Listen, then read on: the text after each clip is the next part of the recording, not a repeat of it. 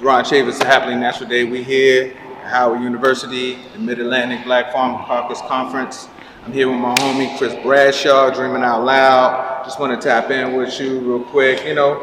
What's the status of the movement, man? First off, before we even get into that, because this is all, I'm hyped, man. My adrenaline pumping. We out here with all these black folks, and we're talking about back to the land. You know what I mean? Protecting the land, protecting each other.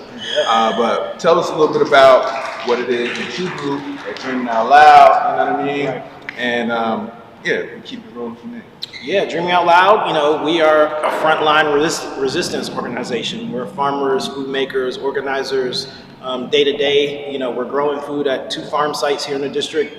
We're a food hub, so we're cutting fruits and vegetables for DC public schools, serving black children, working with folks through the Black Farm CSA to get that into different community-based locations. We're also getting produce into school-based farmers markets and running our own markets and connecting with other folks in the city that are doing food work situated directly in the community, right? And then as an incubator, we work with Black, brown, woman-owned farms and food businesses. We provide technical assistance.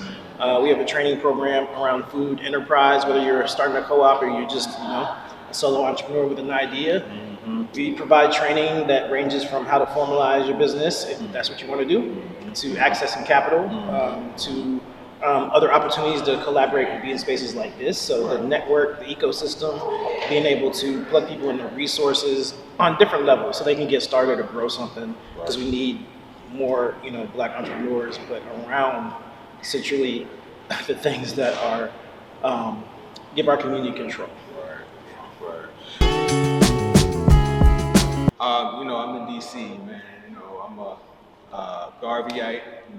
I was incubated in the UNIA back in my early 20s, and DC meant a lot to me. Coming up here, meeting a lot of the Black nationalist community that's rooted here in DC, that's been here for years. One of the elders just recently passed, Baba Oduno Tariq.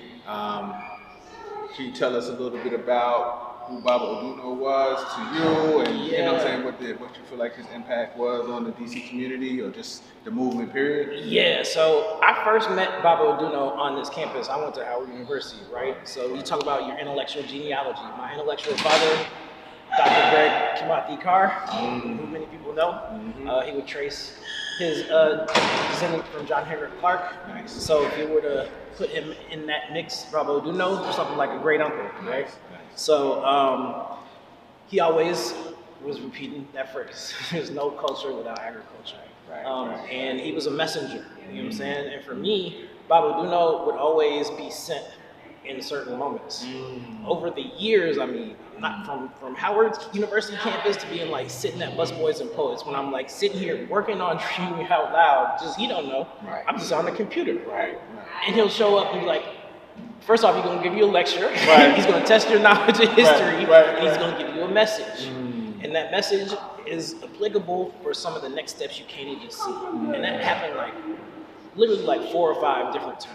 You know what I'm saying? Even on farm at Kelly Miller. He would come to Kelly Miller for all different sorts of things. And he's really close to Mr. Hill, who's one of our elders from Lincoln Heights. And so, Mr. Hill, very similar generation, same generation, and similar spirit and energy. You know what I'm saying? So one time I ran into a guy who was filming something on Baba Oduno. He might have been with the UNIA or some of the other groups. And they were like, hey, they just saw me standing on the street corner and then started asking me about Baba Oduno. I was like, how did you even know that I knew him? Right? It's been like kismet type stuff all the whole time. So yeah, and so when somebody has that type of impact, you don't quite know all the different types of connections and things that they've been, a part of. So even when he passed, I could see other people posting things. I was like, yep, that's him.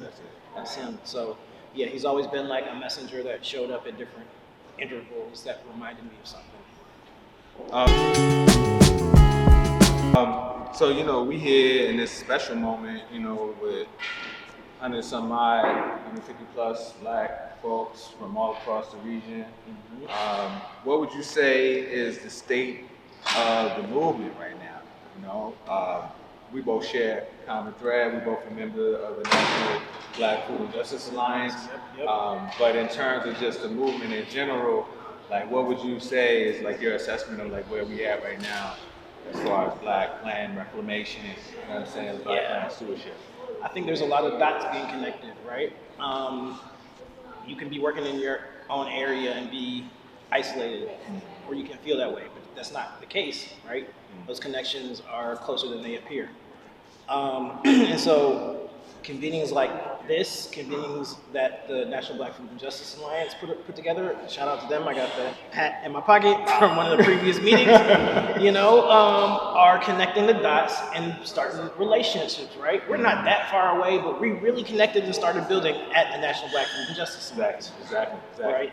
Same thing with Black Yield in Baltimore. That's when we started really having conversations, even though we know similar people, right? Or we have mutual chosen family members. So, it's important, right? And so I think the other thing that we are doing is maturing as a movement, right? And maturing in spaces and in relationships and building intentionally. So even when there's challenges, right? If you study SNCC and CORE and da-da-da-da-da, you understand that whether there's some natural disagreements or instigated disagreements, Right. both can be damaging to what the higher purpose is, right? Right.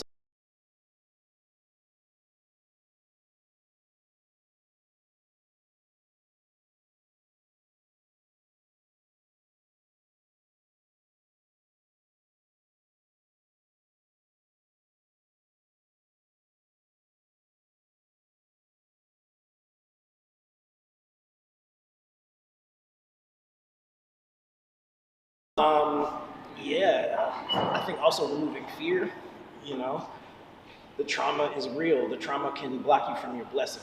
And so, I've been trying to work out my own on personal levels, but also in the work. But you can't do that without closeness, without trust, safe spaces, the words that we use, but they mean something, right? So building those and just letting go, releasing, self-care, like all those things are important. Yo, man, I appreciate your time, man. I'm gonna just drop this last thought. Something that you said that made so much sense. The idea of relationship building in this age of like social media and the internet and all that type of stuff. Like, we gotta get back to the real roots of what it means to organize, and that's being in places together, man. Yeah. Chopping it up. It don't have to be an agenda-filled day. It could just be like, yo, we just gonna come through. A couple weeks ago, I was like, yo, I just want to slide on y'all and see what y'all got going on. You know what I'm saying? Because that type of face-to-face, interpersonal connection where we can just talk and just relax and just, you know what I'm saying, enjoy the vibes with one another, helps us be able to resolve conflicts and understand, like, yo, there's a bigger picture that we're accomplishing, and that you my brother. You know what I'm saying? At the end of the day, we can have principal disagreements, you know what I'm saying, but we got a greater work that we're trying to accomplish. You know what I'm saying? Yeah, exactly. Yeah, that's real, man. But thank you, man. I appreciate you coming through. Glad to see everybody out here. Glad you came up. And we owe you a couple visits, so we gonna pull up. We got it. We got it. Peace. Woo.